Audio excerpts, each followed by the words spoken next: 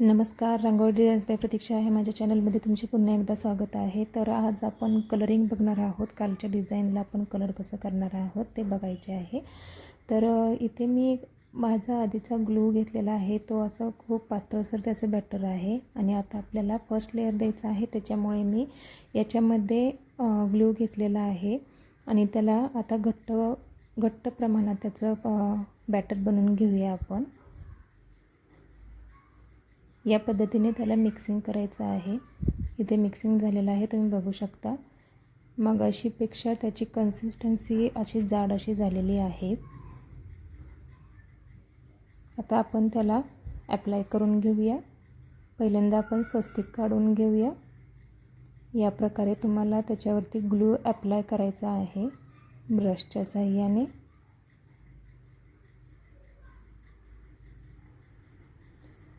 आजच्या या व्हिडिओमध्ये अजून एक ट्रिक मी आज सांगणार आहे तुम्हाला, त्यामुळे व्हिडिओ शेवटपर्यंत नक्की बघा.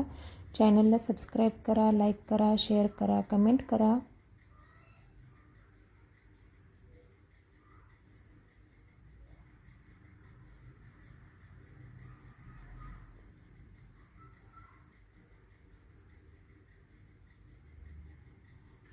या प्रकारे आपण सर्व स्वस्तिकला आता ग्लू लावून घेतलेला आहे. त्याच्यावरती मी चाळणीच्या साहाय्याने कलर चाळून घेत आहे अशा प्रकारे आणि त्याच्यावरती एक पेपर ठेवून टॅप करून घेत आहे आणि राहिलेली रांगोळी आपल्याला परत आपल्या डब्यामध्ये ओतून घ्यायची आहे. सो फर्स्ट लेअर देताना या प्रकारे थोडंसं डस्ट बसल्यासारखी रांगोळी निघून येते. साईडची जी अशी थोडी छोटीशी प्रेस केल्यामुळे रांगोळी साईडला पसरली जाते. सो त्याच्यामुळे तुम्ही हाताने त्याला क्लीन करून घ्या. या प्रकारे क्लीन करून घेतलेला आहे. स्वस्तिकच्या मधले डॉट आता आपण कलर करून घेऊया.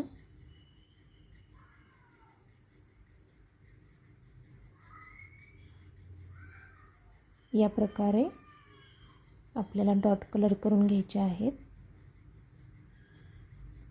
तर आता एक ट्रिक म्हणजे ज्यावेळेस आपण फर्स्ट लेअर लावून घेतो, आता मी आता हे पाय कलर करून घेत आहेत. लक्ष्मीचे पाऊल आहेत हे. तर त्यासाठी मी आता त्याला ग्लू लावत आहे. तर त्याचे जे पायांचे बोटं आहेत त्याला कलर करताना, त्याला ग्लू लावताना एक छोटासा प्रॉब्लेम येत आहे की तुम्ही ज्या वेळेस त्याच्यावरती ग्लू ॲप्लाय करायला जाता त्यावेळेस आपोआपच ग्लू असा आकसून आल्यासारखा अगर कसाच त्याच्यावरती बसत नाही शीटवरती तुमच्या प्लास्टिकच्या, कलर ग्लू आपला निघून येतो ब्रश बरोबरच. तर त्यासाठी काय करायचं ह्याची आज टिप बघणार आहोत. हे बघा, तुम्ही बघू शकता अशा प्रकारे ग्लू साईडला जिथे आपल्याला लावायचं आहे तिथे चिटकतच नाही आणि दुसरीकडंच निघून पाण्याचा ड्रॉपसारखा निघून जातो. तर त्या ठिकाणी तुम्ही डायरेक्ट ग्लू यूज केला तरीही चालतो, काहीही प्रॉब्लेम येत नाही. या प्रकारे तुम्ही जो पहिला ग्लू लावून घेतलेला आहे त्या प्रकारे तुम्ही त्याला मिक्सिंग करत जावा तिथंच. या प्रकारे तुम्हाला मिक्स करायचं आहे.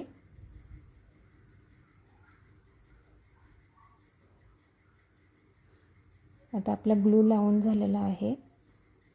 फर्स्ट लेअर आपण आता लावून घेऊया.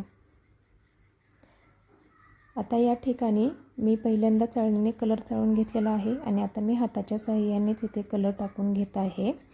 तर तुम्ही बघितलं मी आता कलर कशा प्रकारे हाताने सोडत होते, त्याच पद्धतीने तुम्हाला कलर हाताने सोडायचे आहेत जर तुम्ही चाळणी वापरणार नसाल तर. आता या ठिकाणी तुम्ही बघा की माझी रांगोळी कुठे कुठे निघालेली आहे. सो तिथे तुम्ही लगेचच ग्लू यूज करू शकता. जिथे जिथे राहिलेलं आहे त्या ठिकाणी ग्लू लावून घ्यायचा आहे तुम्हाला आणि रांगोळी लावून या प्रकारे त्याला करून घ्यायचं आहे. सो आपलं फर्स्ट लेअर लावून झालेला आहे, ड्रायही करून झालेला आहे, तुम्ही बघू शकता. आता आपल्याला त्याच्यावर सेकंड लेअर ॲप्लाय करायचा आहे. या पद्धतीने तुम्ही हळूवारपणे त्याला ग्लू लावून घ्या.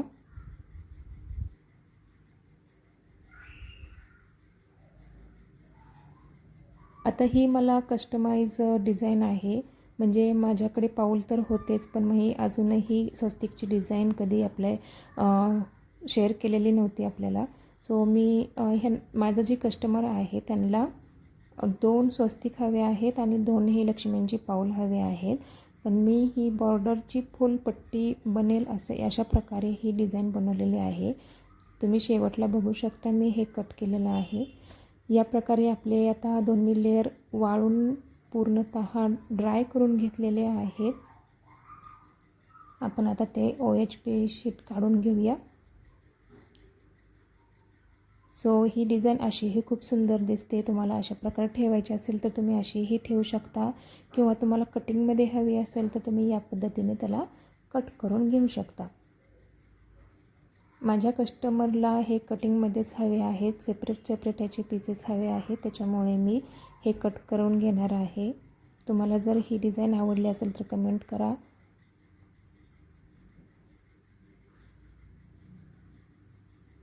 या पद्धतीने तुम्ही त्याला रांगोळी तुमची मूव्ह करू शकता.